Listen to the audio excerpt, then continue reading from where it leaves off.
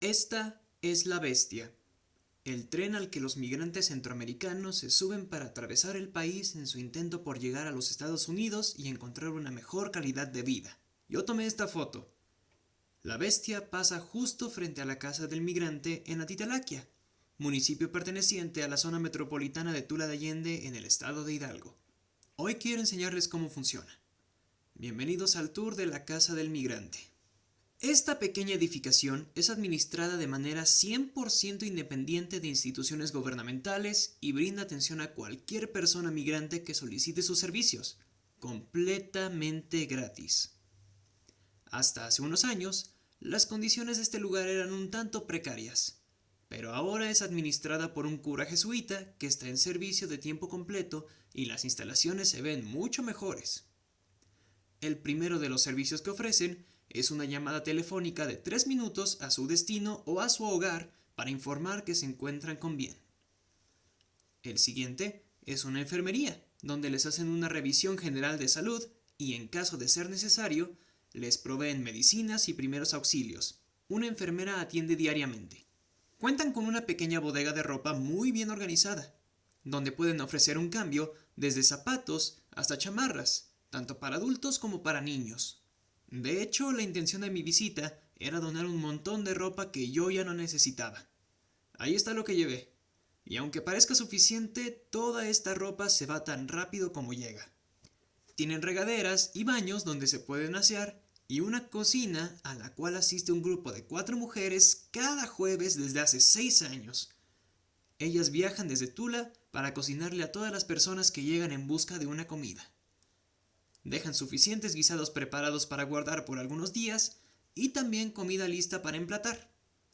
Reciben muchos donativos y no desperdician nada. En mi visita había un pequeño grupo de jóvenes estudiantes de la Prepa Ibero, de la Ciudad de México.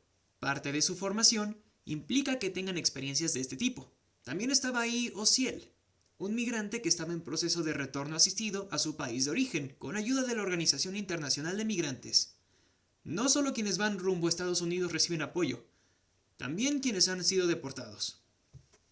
Hay un área de lavado para la ropa que traen, y también una lavadora para limpiar las toallas y la ropa sucia que ellos quieran dejar para reciclar.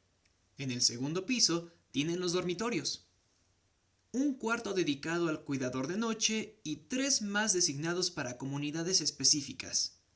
Uno para la comunidad LGBT, quienes desafortunadamente sufren de muchos ataques en su viaje y necesitan un espacio independiente. Otro para mujeres que viajan con sus hijos o para una familia completa.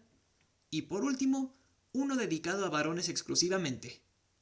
Todos estos espacios son pensados para que tengan la mayor comodidad posible y que puedan pasar una noche de paz para descansar y luego reanudar su viaje.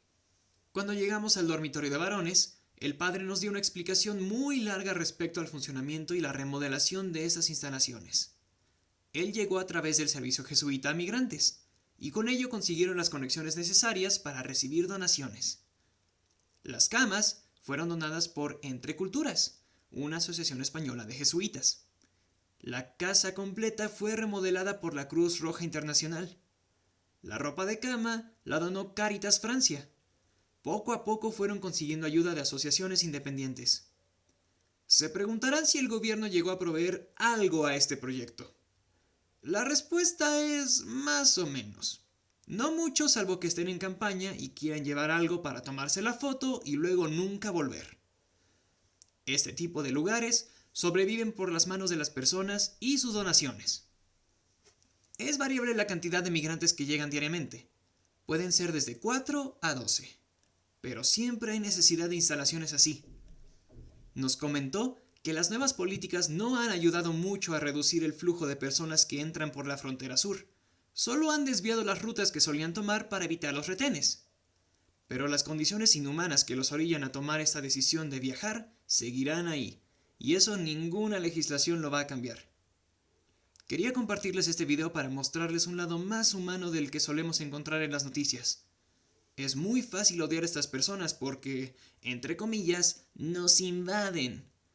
Pero esa es solamente una narrativa que han intentado impulsar para generar un antagonista en la historia.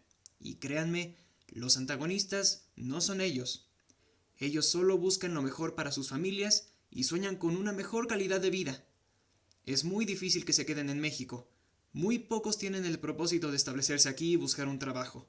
Solo están de paso y quieren que su camino sea lo menos complicado posible. Recuerden, nunca está de más enseñar un poco de bondad.